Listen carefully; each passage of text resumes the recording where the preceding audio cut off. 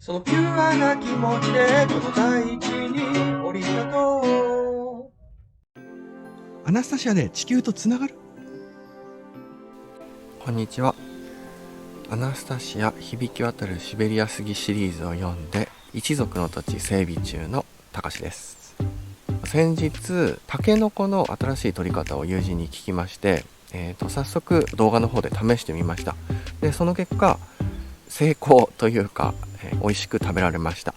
どんな方法かというと、2メートルの背丈のタケノコが一番食べ頃だっていう話だったんですけど、今まで一般的な認識で言うと土の中から掘り出してクワとか使って土の中から掘ってで収穫するっていうのが、タケノコの一般的な取り方だったと思うんですけど、なんか2メートルぐらいのタケノコが、一番美味しいっていう話を聞いてこの前早速やってみたんですけど、確かに美味しかったですね。収穫もしやすくて、しかもアクが少ない感じがしてすごく良かったです。で、それをやってみてアナスタシアにつながるところがあったんで、ちょっと今回考えてみました。このアナスタシアの本の中で全ての自然動植物は、人間のためにデザインされているっていう話が載ってるんですけど、それと今回のタケノコの取り方っていうのはつながるなと思って少しいろいろ考えてみました。この4巻の中の本の一節をちょっと引用してみようと思います。アナスタシア響き渡るシベリア杉シリーズの4巻の郷土の創造っていう本の塀という章の中の一節を読んでみたいと思います。もちろん土には肥料を与えなければならない。でもそのために自分に重労働を課すことはないの。神は全てをあらかじめ考え、あなたにとって肉体の単調な骨折りなしに理想的な方法であなたが住みたい土地の土に肥料を与えるようにした。あなたがただ神の意識に触れさえすればいいの。あなたの自分の思考だけで決断せずに神のシステムの一体性を感じるのと書いてあります。このアナスタシアの本の中に出てくる一族の土地という構想なんですけど、1ヘクタールの土地を持ってそこを整備していくっていうデザインになってます。これはその自給自足をして自分たちの家族の食べ物を確保するっていうことがこの中に盛り込まれているんですけども、一般的な目線から考えると1ヘクタールの土地の中で家族分の食べ物を自給していくってなると畑だったり結構な広さになると思うんですよね。そうなってくると畑作業をたくさんしなきゃいけないんじゃないかっていうふうに普通思ってしまいがちなんですけど、このアナスタシアの本の中には、そういうふうには書いてなくって、正しい配置で植物を配置すれば、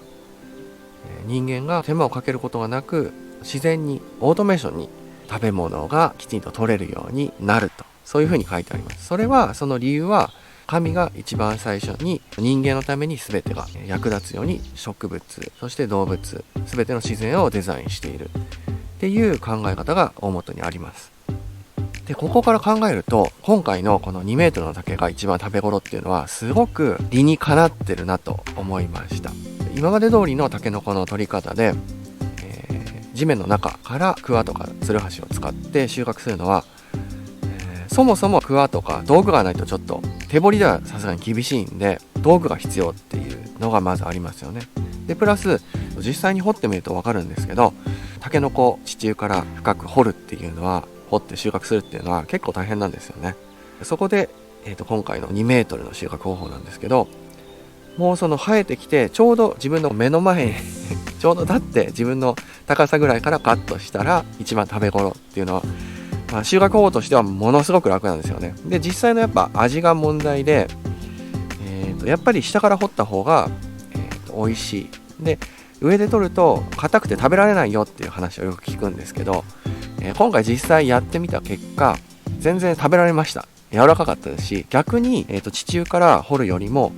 アクがなかったですね。刺身状態で収穫して食べてみたんですけど、地中から収穫したタケノコはそのまま食べると大体こう舌にピリピリする感覚が残るんですけど、今回その2メートルのタケノコを収穫した時はそのピリピリが本当に少なくて、このぐらいだったらなんか刺身でいけちゃうんじゃないかっていうぐらいな感じでした。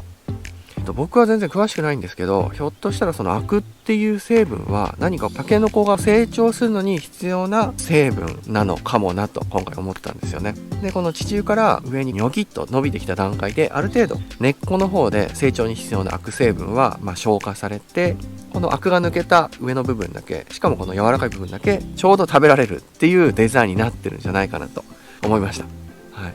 で、この今回の竹の収穫方法に限らず、きっといろんな植物、もちろんその果樹も含めてにもっともっときっと僕たち今の人間たちでは知らない役割というか元々のデザインがきっとあるんじゃないかと僕は思ってます。